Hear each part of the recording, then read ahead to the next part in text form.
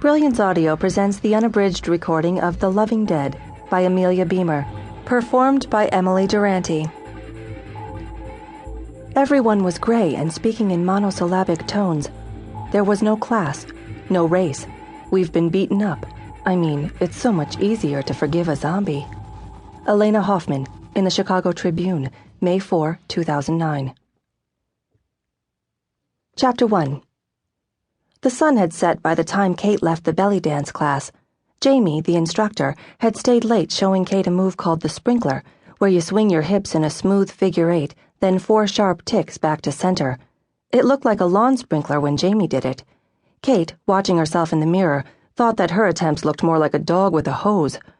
But after a few minutes, after all of the other girls had left, she got it. They walked out together from the converted warehouse.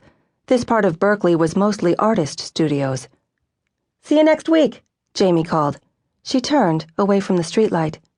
"See ya," Kate called. "Thanks again." Despite her best intentions, she didn't attend every week. She walked towards her car, pleasantly tired. The party Michael was throwing would be in full swing soon, but she would have a few minutes of quiet between now and then. "Hey!" a woman's voice called. It sounded like Jamie. Kate looked back. Some guy had pushed Jamie up against a van. His face was dangerously close to Jamie's. She was pushing him away. "Fuck you!" she shouted. She kicked at him. "Hey, anyone help?" Kate felt a rush of panic. She dropped her finger cymbals, which made a clatter on the sidewalk like a tiny, demented marching band. She ran towards Jamie, her shoulder bag bouncing against her thigh, wishing she had a weapon. There was the little Swiss Army knife on her keychain, as if that would scare anyone. Kate found her voice. "Hey, Jamie?" Jamie turned to look at Kate. So did the guy. It was enough of a distraction for Jamie to wiggle away from him. Kate, at full speed, ran into the guy anyway. He fell. The back of his head made a wet crack on the curb. Kate stumbled, finding her balance against the van. "You okay?" She turned to Jamie. They both moved away from the guy. "Shit, honey." Jamie spat to the side, then wiped her mouth on her bare arm. She let out a long breath. "Fucking drunk, thinking with his dick and leading with his chin," she said. "Yeah, I'm all right." She didn't sound all right. She spat again. "What happened?" Kate asked, brushing hair behind her ears. "I heard you call out. He attack you?" "Something like that," Jamie said. "You just don't expect that, not in Berkeley. Panhandling maybe, but not this. He just came up on me before I knew what was happening. I was looking in my purse for my keys, and before I even hardly see him, he's pushing me up against my van and trying to stick his tongue down my throat." Both women looked down at the sidewalk. The guy's eyes were closed.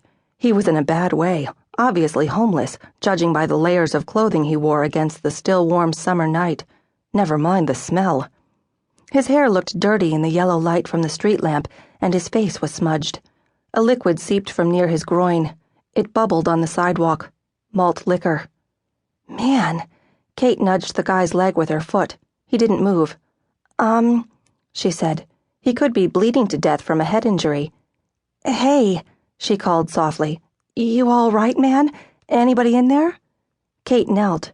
If he died, it'd be her fault. "Don't touch him, honey. You'll wake him up. Fucking drunk," Jamie said. "Thinking you could rumble me for a few bucks so we can go get a chore boy and a rock." Kate didn't question Jamie's interpretation. It had looked to Kate like the guy had been trying to rape Jamie. Kate said, "Don't you think we should call the cops or something? Report that he attacked you? Get him help?" She didn't like police any more than the next 20-something, but it felt wrong to just leave the guy. He didn't seem to be bleeding, though she couldn't tell in the low light, and she didn't want to touch him.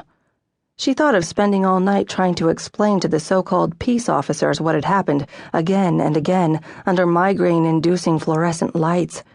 Who would she call to bail her out if they put her in jail? Michael would be drunk already. Jamie gave Kate a look. She'd thought the same things about cops and trouble. The guy stirred, letting out a low moan. So he wasn't dead. That was a relief. Kate backed away from him. She glanced around. The street was dead. No one had seen what they'd done.